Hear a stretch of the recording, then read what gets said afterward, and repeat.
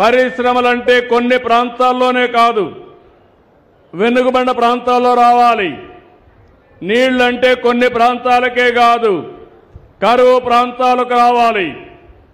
అందుకే ఈరోజు మీరు చూస్తే దీనిపైన రాజీ లేని పోరాటం చేస్తున్నాను.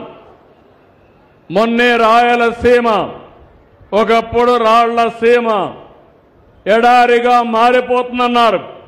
ఈరోజు నేను ధైర్యంగా చెప్తున్నా, రాయలసీమ రాళ్లసీమ కాదు, రతనాల సీమని మరొక్కసారి విజ్ఞప్తి చేస్తున్నా.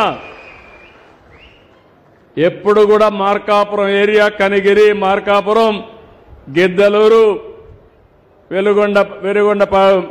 వెలుగొండపాలెం ఇవన్నీ కూడా కరువు ప్రాంతాలు, నీళ్లే ఉండేటివి కాదు. నేను వస్తే ఒకే మాట అడిగారు, సార్ మీరు ఏం చేస్తారో మాకు నీళ్లు ఇవ్వండి, శ్రీశైలం నుంచి నీళ్లు తెమ్మని అడిగారు. నేనన్నా సాధ్యమా అన్న అప్పట్లో. సాధ్యమా అంటే లేదు సార్, ఎప్పుడో ఒకసారి మీరు ఉన్న నీళ్లు కొన్నన్నా ఇవ్వండి, 5 ఏళ్లకు ఒకసారి ఇవ్వండి, మాకు కరువు లేకుండా బతికే అవకాశం ఉంటుంది, లేకుంటే తాగేదానికి నీళ్లు ఎడారిగా మారిపోతుందంటే ఆ రోజు నేను ఫౌండేషన్ వేసా. నేనే గాని 19లో కంటిన్యూ ఉంటే 20కి మీకు నీళ్లు వచ్చేటివి. దానివల్ల ఈరోజు ఒక 6-7 ఏళ్లు ఎనిక్కిపోయింది. అయితే శ్రీశైలం నుంచే కాదు, గోదావరి నీళ్లు కూడా తాగిచ్చి మీకు తీసుకొచ్చి మీకు తాగిస్తా. గోదావరి, శ్రీశైలం 2 వస్తాయి. ఈ 2 వస్తే ఒకసారి ఊహించుకోండి మీరు, ఈ ప్రాంతంలో కరువు అనే మాట ఉంటుందా తమ్ముళ్ళు అని. కానీ మీలో ఒక ఆలోచన రావాలి. కులము, మతము, ప్రాంతం ఇవన్నీ పోవాలి. ఎవరు అభివృద్ధి చేస్తారో, ఎవరు భవిష్యత్తుకు నాంది పలుకుతామో వాళ్ళకు అండగా మనం ఉంటే మన అభివృద్ధి అవుతుంది. వైకుంఠపాళి జరగకుండా ఉండుంటే 2000కు నీళ్లు వచ్చేటివి ఇక్కడికి. మీరు వైకుంఠపాళి ఆట ఆడారు, మధ్యలో గ్యాప్ వచ్చింది, మీ కష్టాలు అట్నే ఉండిపోయే పరిస్థితికి వచ్చాయి. భవిష్యత్తులో అందుకే రాష్ట్ర ప్రజలకు అడుగుతున్నా, సూపర్ 6 ఇస్తున్నావా లేదా అని మిమ్మల్ని అడుగుతున్నా. ఎప్పుడన్నా ఊహించారా అని మిమ్మల్ని అడుగుతున్నా. ఎన్ని కష్టాలున్నా అది నాకే పరిమితం, కానీ మీ ముఖాల్లో ఆనందం చూడాలని చెప్పి ఏకైక లక్ష్యంతో పనిచేస్తున్నాం. అవునా కాదా అని మిమ్మల్ని అడుగుతున్నా. ఒకప్పుడు చాలా ఇబ్బందులు ఉండేటివి, ఇప్పుడు సుపరిపాలన, టెక్నాలజీ వాడుతున్నా. లాస్ట్ మైల్లో ఉండే అధికారి కూడా సరిగా పనిచేయకపోతే వారానికి 2 గంటలు నేను ఆర్టీజీఎస్లో కూర్చొని డేగా కన్ను పెడుతున్నా. ఎవరు సరిగా పనిచేశాడు, ఎవరు పనిచేయలేదు, మీకు మెచ్చిన విధంగా చేయించే బాధ్యత నాదని మరొక్కసారి మీ అందరికీ హామీ ఇస్తున్నా. మీ అందరికీ మెసేజ్లు వస్తున్నాయా గవర్నమెంట్ నుంచి? IVRS వస్తున్నాయా? మీ అందరికీ వస్తున్నాయంటే చేలిపైకి ఎత్తండి. శభాష్. అటు గవర్నమెంట్ నుంచి పని వస్తాయి, పార్టీ నుంచి కూడా వస్తాయి. నేను నాకు కావాల్సింది మీ సంతోషం, మీ భవిష్యత్తు. దానికోసమే టెక్నాలజీకి పదును పెట్టా, ఎక్కడికక్కడ అనలైజ్ చేస్తున్నా.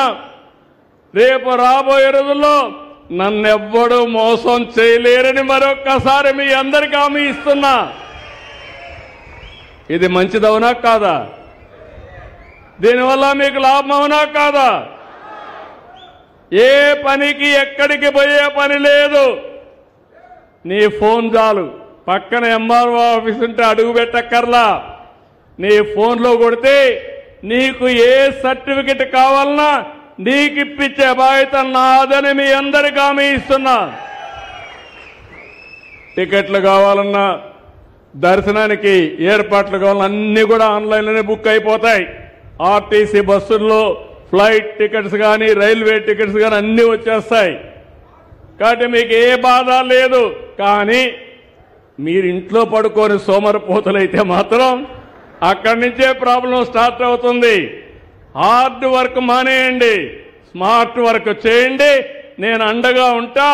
ఓసారి మీకు డౌట్ వస్తే నన్ను ఒకసారి తలుచుకొని మీ ఫోను తీసుకోండి, ఆటోమేటిక్గా పనులు అయిపోతాయి. కాబట్టి ఇలాంటి విధానం ఇంకా కొన్ని సమస్యలు ఉన్నాయి.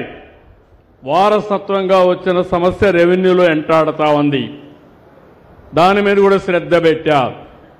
అవసరమైతే కొరడా కూడా తీసుకుంటా. అది పరిష్కారం అయ్యే వరకు చేసే బాధ్యత నాదని మరొక్కసారి మీ అందరికీ హామీ ఇస్తున్నా. ఇప్పుడు నేను ఇక్కడికి వచ్చింది, ఈ కార్యక్రమాన్ని మీరు చూస్తే కొత్తగా నేను ఒక వ్యవస్థను తీసుకొచ్చాను. ఇంటికి ఒక పారిశ్రామికవేత్తం చేయాలంటే మాటల్లో కాదు. అందుకే రతన్ టాటా ఇన్నోవేషన్ హబ్ పెట్టి టాటా గ్రూప్ చైర్మన్ని అందులో లీడ్ చేయమని కోరాను. ఇది కాకుండా 5 ప్రాంతాలకు 5 స్పోక్ మోడళ్లు పెట్టాను.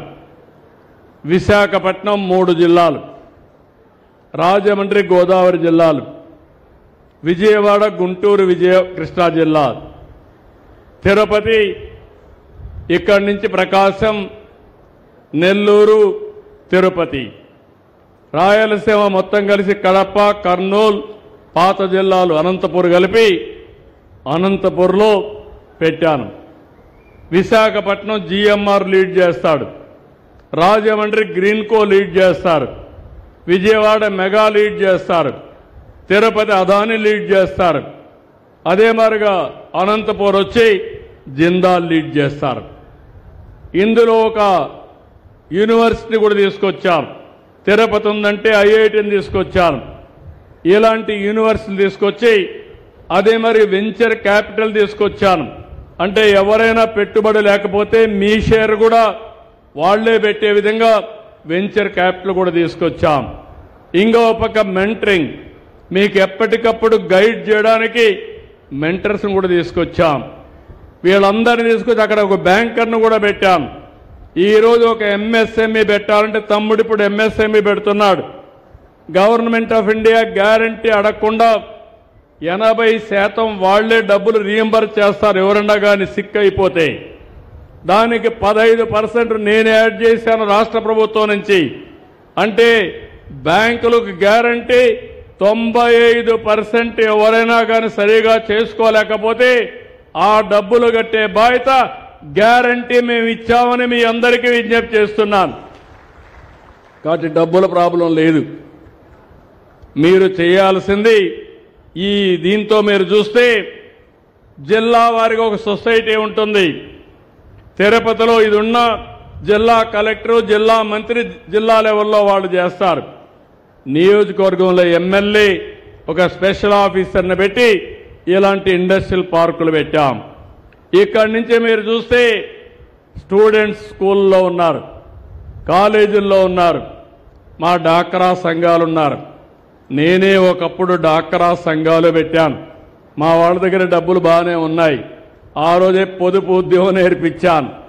దగ్గర 50,000 కోట్ల రూపాయలు మీరు అప్పు తీసుకొని ₹1 కూడా ఎగ్గొట్టకుండా తిరిగి రీపే చేసే ఏకైక వ్యవస్థ నా తెలుగింటి ఆడబిడ్డలని చెప్పి మీకు తెలియజేస్తున్నా.